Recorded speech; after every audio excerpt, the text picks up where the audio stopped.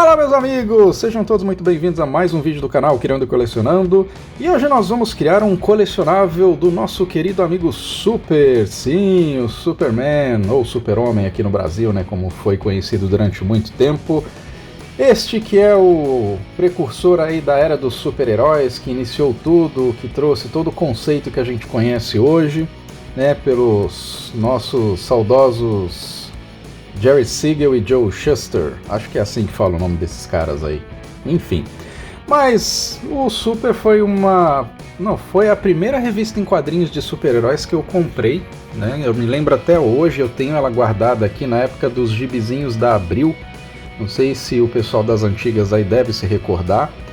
E a partir de então comecei a consumir revistas em quadrinhos de super-heróis e não parei mais, né? Hoje consumo bem menos, sou mais seletivo, mas teve um período aí que eu comprava quase todas as revistas que saíam e lia tudo, né? Consumi muito conteúdo aí durante muitos anos.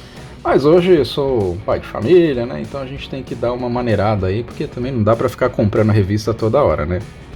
Mas enfim, né? Vamos falar um pouquinho desse trabalho aí. Como vocês bem sabem, o pessoal que já acompanha o canal aí, e para quem está chegando agora, eu não faço mais toy makeover exatamente, né? Eu tenho feito agora peças colecionáveis, criando esses action figures, né? Acho que podemos dizer assim, ou estatuetas, né? Através de moldes que eu tirei aí de peças que eu encomendei lá no AliExpress, e aí separei todas as partes do corpo.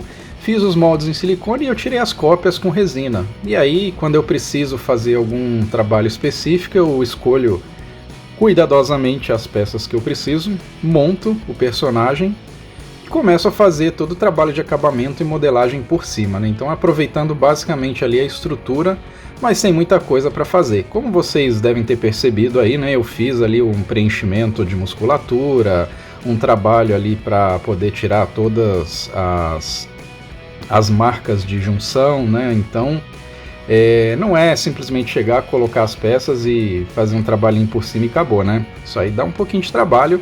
E eu quis fazer esse trabalho aí com muito carinho, muito cuidado, porque é um personagem que eu tenho um carinho especial. E eu achei que ele merecia um espaço aqui na minha estante, né? Junto com os colecionáveis que eu tenho feito.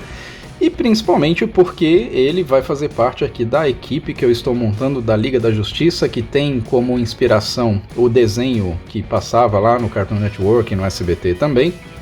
E só falta o Super, que é essa peça que eu estou fazendo. E por último vai ser o Batman. E a gente vai fechar aí essa equipe, os 7 grandes super-heróis aí que a gente acompanha durante muito tempo. E aí eu pretendo partir para novas coleções, né? Este Super aí eu tentei me inspirar e fazer algumas mesclas aí do clássico com o novo, e eu gostei bastante do uniforme do Homem de Aço, né, do Henry Cavill, e eu tentei me inspirar, né, trazer algumas características ali desse uniforme novo, mas ao mesmo tempo tentar colocar algumas características próprias ali, fazer um pouco daquele trabalho que eu gosto de colocar ali algumas coisas mais pessoais, mas eu tentei deixar ali mais próximo ali do que a gente já está acostumado, né? Obviamente que eu tirei a cueca de cima da calça, né? Porque é uma coisa que me incomodava depois de um tempo, né? Quando você começa a olhar assim um cara musculoso voando por aí com uma cueca por cima da calça, é meio estranho, né? Acho que hoje em dia não se aplica mais, né? Mas enfim. Aí eu tentei fazer essa junção aí, dando uma misturada aí do clássico com o novo, e eu acho que eu cheguei num resultado bacana aí, principalmente trabalhando com cores. Mas basicamente eu tentei trazer uma textura aí para esse uniforme que chegasse próximo ali do que a gente está acostumado a ver nos filmes do Henry Cavill. E eu espero que vocês gostem aí do resultado depois de pintado, porque o efeito realmente ele começa a parecer legal quando a gente faz a pintura e depois o acabamento, o trabalho de sombreamento, e isso realmente faz toda a diferença, né? Eu tenho trabalhado com biscuit. O pessoal que me acompanha aí nos últimos vídeos sabe que eu tenho dado preferência para essa massa, apesar de ser uma massa um pouquinho difícil de trabalhar dependendo do tipo de modelagem que você vai fazer, mas eu tenho me adaptado muito bem. Essa massa que eu uso atualmente é uma massa da Polycol, que eu gosto bastante, ela tem uma boa secagem, ela não altera tanto o tamanho quando ela começa a secar, ela endurece bem, e é basicamente você conseguir chegar num ponto de equilíbrio ali, fazer a sovagem da massa de uma forma bacana. Óbvio que você não pode sovar muito, né, senão você acaba passando do ponto, mas é você começar a mexer e você vai achando aí os pontos de equilíbrio, né, e depois acaba sendo meio que automático. Eu tenho gostado bastante aí de fazer esses trabalhos com o biscuit, eu tenho alcançado resultados legais aí dos últimos que eu tenho feito, e cada novo trabalho que eu vou fazendo eu vou aprimorando mais ainda as minhas técnicas de modelagem com o biscuit, e eu tenho gostado bastante do que eu tenho atingido. Então é uma dica que eu deixo aí para quem quer trabalhar com modelagem e fazer seus próprios colecionáveis.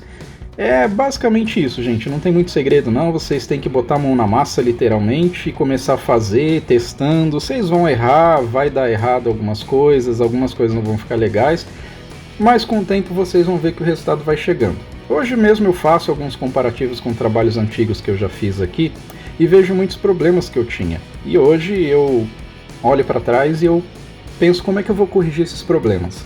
E aí eu consigo ir chegando aí em algumas soluções que são viáveis de acordo com a capacidade que eu tenho, né, de resolver esses problemas. Em geral eu tenho uma mente ali bastante, vamos dizer assim, sagaz, hábil, né, veloz para encontrar soluções? Acho que sim, né? Isso me ajuda bastante.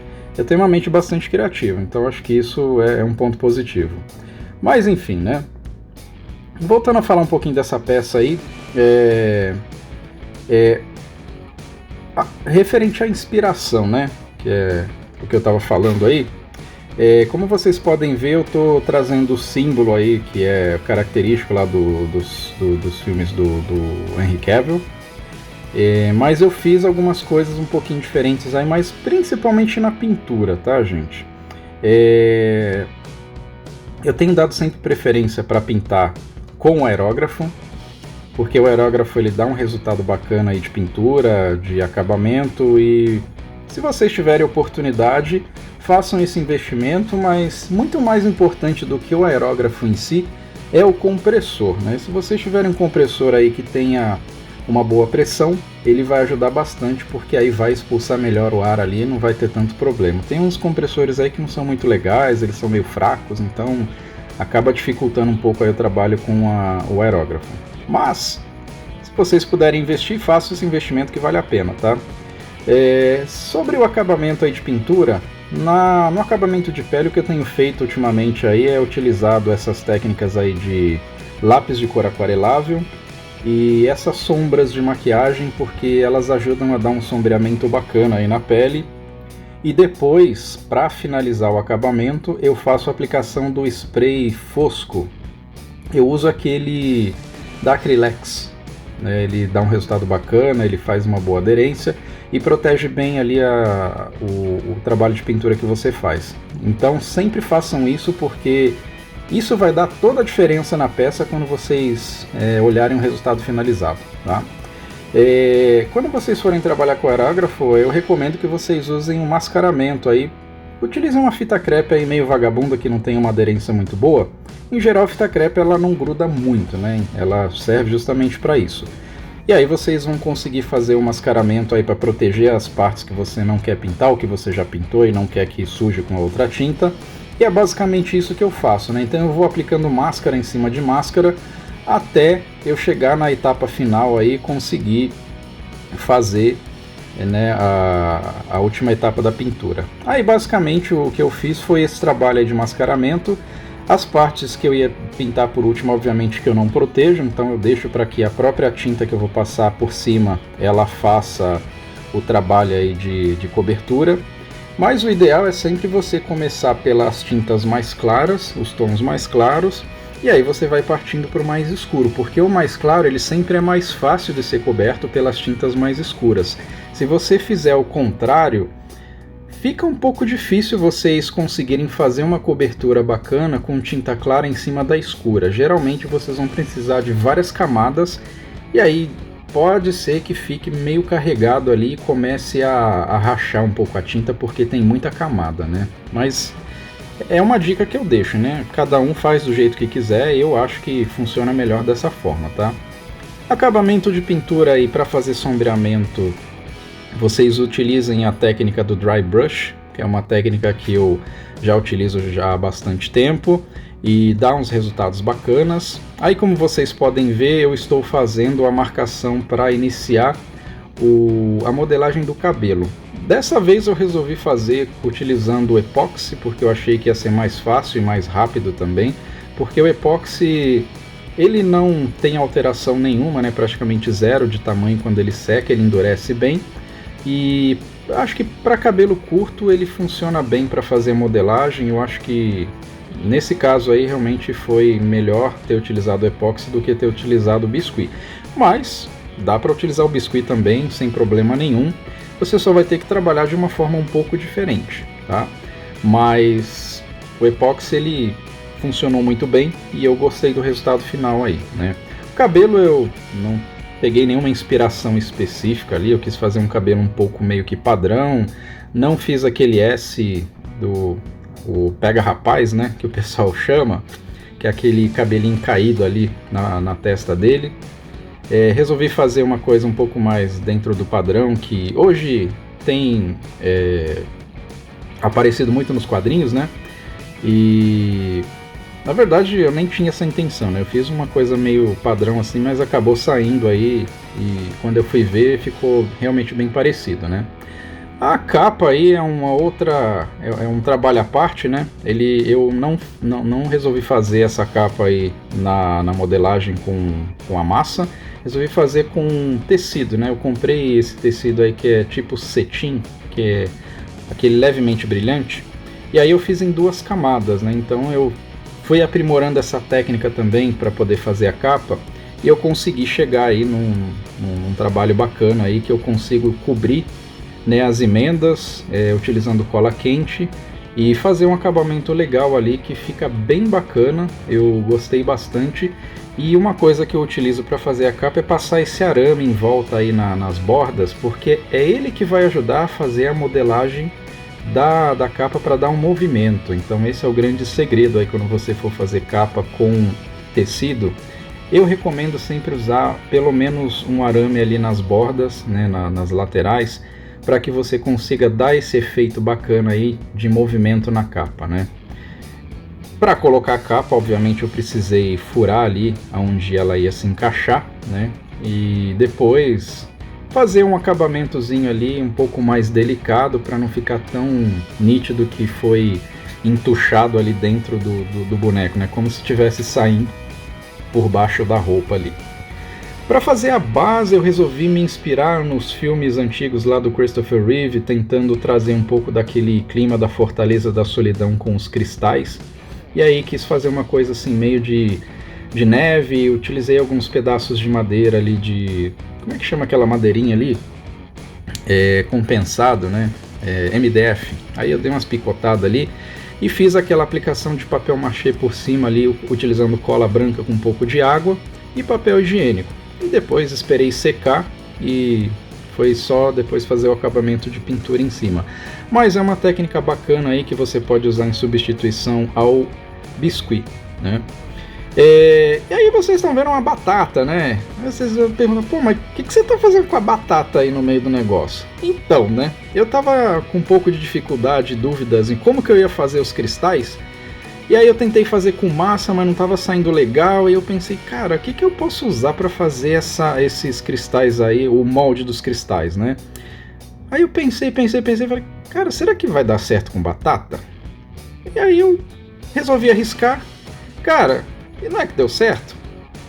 Aí peguei, comprei umas batatas aí, comecei a cortar com o estilete ali para ficar bem suave ali o corte. E eu ia fazer os moldes dessas peças aí para poder tirar os cristais com a resina, né?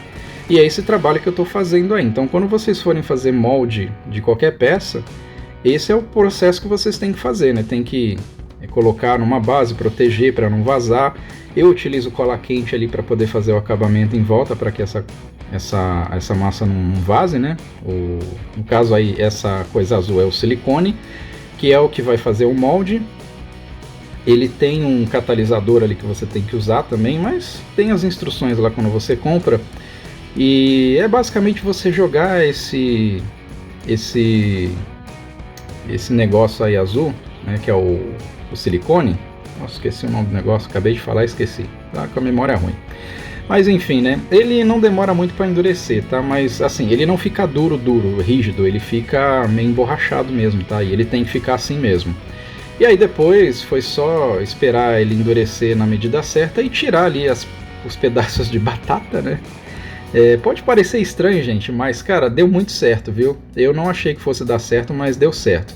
E aí depois, para fazer os cristais, eu utilizei a resina, que eu sempre tenho aqui em casa, essas resinas, que eu acabo utilizando uma vez ou outra. Eu pinguei umas gotinhas ali de corante azul, né, para dar um tom levemente azulado nesses cristais. E aí depois foi misturar e colocar o catalisador também, né, que a resina ela precisa de um catalisador para endurecer, mas tem a porcentagem correta de você fazer, né, senão vai dar tudo errado.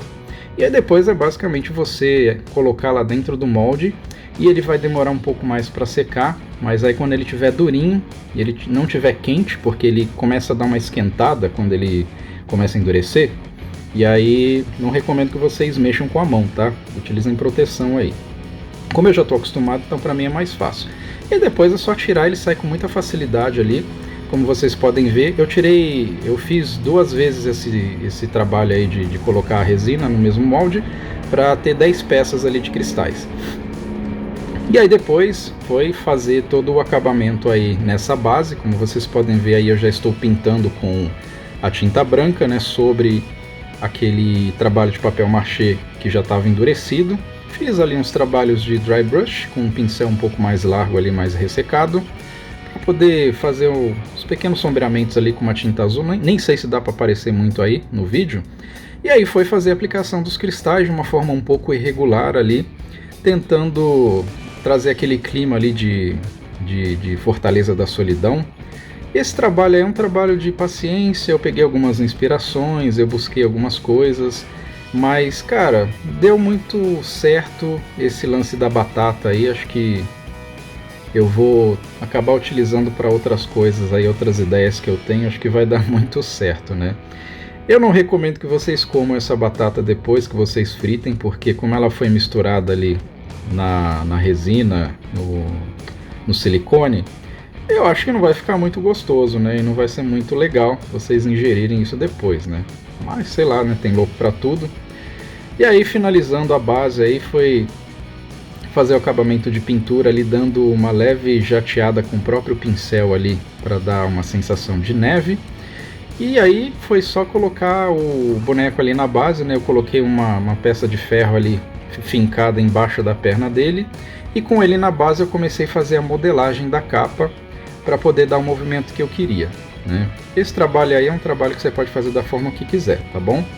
E aí depois é só você finalizar aí todos os pequenos detalhes e ir pro abraço.